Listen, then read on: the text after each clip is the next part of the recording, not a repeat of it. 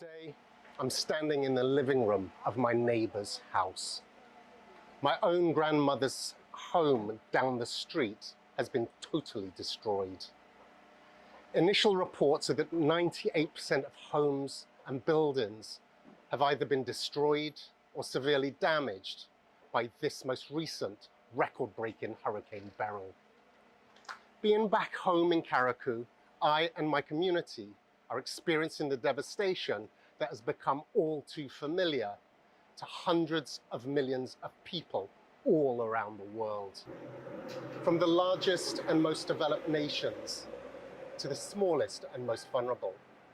Whether it's my home island of Carriacou, the United States, India, Kenya, or any other country on earth, what happens in the next 3 months, the next 3 years to the families still living under a tarpaulin, still in debt to the bank for a home that no longer stands, as the next brutal storm, violent storm, flood or wildfire approaches, fueled by the climate crisis.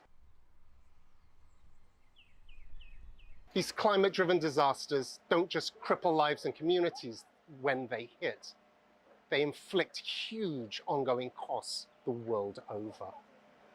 A recent report put the costs of inaction at $38 trillion a year until 2050.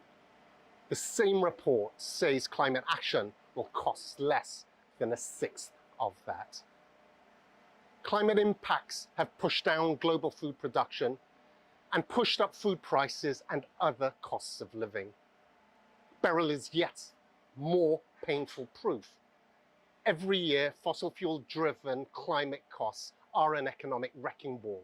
The G20 are responsible for 80% of global greenhouse gas pollution. They must lead the way with game-changing new national climate plans due earlier next year, which deliver on the promise every country made last year to transition away from all fossil fuels. We need stronger adaptation plans, building resilience and protecting communities, economies, supply chains, and company bottom lines currently getting hammered by global heating.